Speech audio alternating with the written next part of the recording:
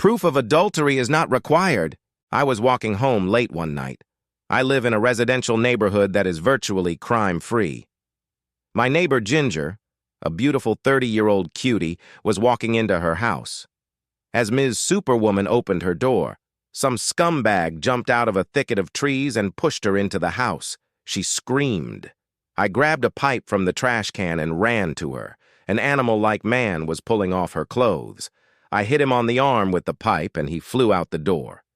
She was crying and completely distraught. I made some tea and calmed her down. We called the police and explained what had happened. When the police left, Ginger took my phone number in case the jerk came back. I never hit on Ginger. She was too attractive. I was married for 5 years to a gorgeous doll. My wife was hit on by half the guys she dated. Eventually, she found Mr. Irresistible and left me. Now all I wanted was to meet an average woman who, like me, longed for children and a comfortable life. A few days later, Ginger called and took me out to dinner to reward me. We went to a small Italian restaurant with delicious food. Ginger is very smart, witty, and fun to be with. She immediately went on my don't get involved list. Re-experiencing the hell I went through with my wife was not in my plans. I thanked her for a great night. She said it was just a small reward for me protecting her. Ginger also enjoyed our meeting and asked me if I was interested in another date. I replied that she was way out of my league. I was honestly looking for someone to make a lifelong commitment with. She mentioned that she was tired of the single life and was also looking for a marriage partner. I explained that I was married to a beautiful woman and didn't enjoy men hitting on her all the time. When we entered the room, all the men's eyes were fixed on my ex. When we were at a party, I was amazed at how many of my male friends joined us for conversation. At the event where there was dancing, she spent all her time either dancing with some stud or refusing to dance with anyone. I was aware that all the players were constantly trying to get her attention. She didn't seem to notice anything. Apparently, my ex-wife wasn't so inattentive after all. Ginger was even more attractive than my ex-wife. "Tom," Ginger said bluntly and sincerely, "you are a very sweet and bright, funny person who is a pleasure to be around. I don't consider you a failure.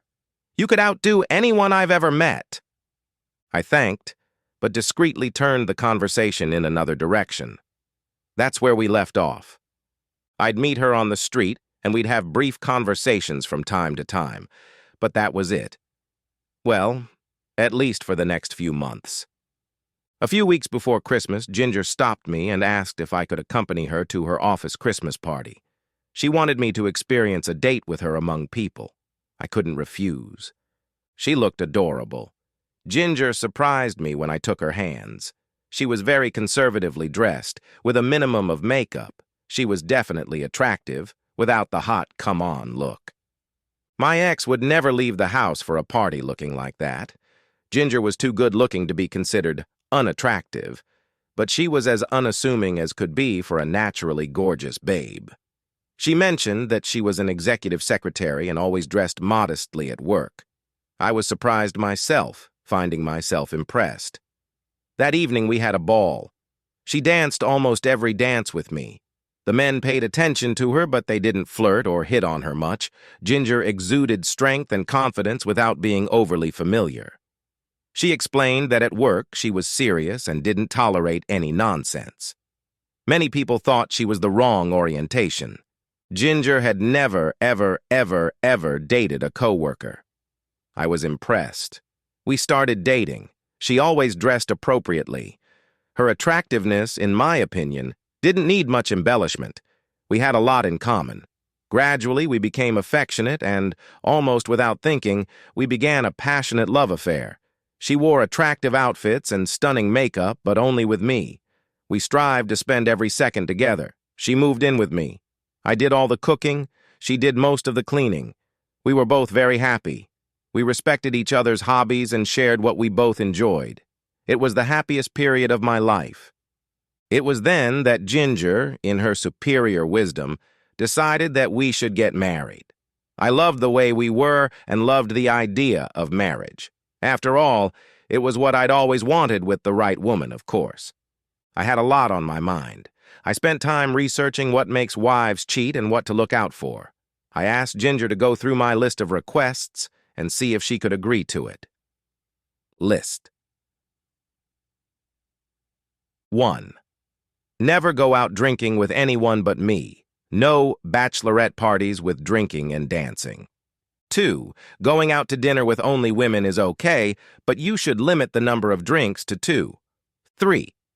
Don't take a job that involves traveling. 4. Can't have a job that requires a lot of overtime. If the job changes and requires more and more time, quit. 5. No lunches or dinners alone with a man. If any of the rules on the list are broken, I will divorce. No discussion about the reason why the list was broken. I will also stick to the list. What's fair is fair. I asked her to take a week and think about the list. Ginger was not thrilled with the list. Little things in life can happen. Her boss might invite her to have lunch with him, and she couldn't refuse. Many jobs had women who had bachelorette parties outside the home. It would be hard for her to turn down a great job just because it involved traveling. After much discussion, we decided that marriage was ruled out. Since we were both looking for partners for life, we should have parted ways since we obviously couldn't agree. So we separated. This, again, turned into a black period of my life. I wasn't going on dates. I spent a lot more time working and drinking. After a few months, I quit drinking and tried to get my life together. I never contacted Ginger, and she never tried to contact me. I went on a few dates that meant nothing. I didn't come to like any of the women I met. The world seemed gray. About 6 months after we broke up, Ginger suddenly called me. She wanted to discuss something with me over dinner. I invited her over and made her favorite shrimp risotto. She showed up looking sexy and spectacular. We had a great dinner, complimented by a very expensive wine she bought. Ginger had never been married and didn't envision the problems listed as applying to herself. She told me she decided to go through the list piece by piece to see if I was correct in my assessment. Item 1. She was with the ladies from work at a bachelorette party. Sure enough, when they started dancing, the married women got carried away. Men were grabbing their butts and groping them. Most didn't mind. Drinks were undoubtedly involved. One of them joined the man in the back seat of the car. Disgusting. I knew it wasn't for me, Ginger declared as if nothing had happened. Everyone drank too much, like they were asking for trouble. Giving it up as an activity wasn't a problem for her. The only problem, she stated, is that I refuse to be told what I can or cannot do. Point 2. No problem. I rarely have 2 drinks and never more. The only problem, she repeated, is that I refuse to be told what I can or cannot do. Point 3. This is a difficult problem. I may never be offered a job with travel. So why should I give up my marriage to a Greek guy for something that will probably never happen? I decided to talk to a married friend of mine who traveled at least 1 week a month. I asked her how it was affecting the marriage. She said she would be honest with me, but wouldn't reveal her whole story. She said she loved it. It gave her time away from her 2 children. She definitely appreciated her husband more since she started seeing him less often. But her husband hated it. They were making an amazing income from this job. Without it, her husband would have left her. He didn't enjoy their life. It was intermittent, and many times he felt his wife was making love to him out of pity. He never fully trusted her. If he couldn't reach her, he suspected the worst. She didn't say it, but I suspect she had occasional love-making while traveling. Guilt created a lack of fulfillment and disrespect for love-making with her husband. Her love-making at home was not as arousing as her love-making on trips. She loved her husband and wanted to spend her life with him, but she was not willing to give up traveling for him. This speaks volumes. Paragraph 4. This is similar to point 3. Ginger may never have a job that would require a lot of overtime, but she would not turn down such a job if she had to. Point 5. Ginger didn't quite understand why she couldn't just have lunch or dinner with a man. She agreed that to dine alone with the same man too often was asking for trouble. But once in a while, occasionally, she thought, it wasn't necessarily trouble. She then asked me to respond to her comments. First, I wanted to respond to her statement that I refuse to be told what I can or cannot do. I wasn't telling her what not to do. We weren't married, but we were planning it. I wanted her to know what behavior was unacceptable to me. Telling her after we were married would have been a requirement. Now I was pointing out that I would leave any marriage in which such behavior was prevalent. She may or may not have accepted every item on the list. The decision is hers, not mine. Item 1. It wasn't difficult. I feel that a husband or wife who has gone out drinking or dancing without their spouse is actually on the verge of cheating. Point 2. More than 2 drinks can lead to problems. I want my spouse to always be in control of the situation. Point 3. I want to get married to share my life. Having a traveling wife is not my idea of marriage. Raising my children alone is not my goal in life. Being 200 miles from home, you can trust that a little affair is harmless and you'll never get caught. The severity of the pain associated with going through a divorce is not as obvious. Point 4. Pretty much the same answer as above. I make enough money to support us. Overtime work would be the gravy we can get by without. I want my wife to fully share my life, and I don't need the income from her overtime. Item 5. The occasional lunch would not be a problem, no more than once a week. I don't understand why it's necessary to have dinner with a man. Why can't you find a woman with whom your wife can share friendship, and lunch is a big deal to me too. I also resent the fact that my wife can share our secrets with some man. We started working on the list.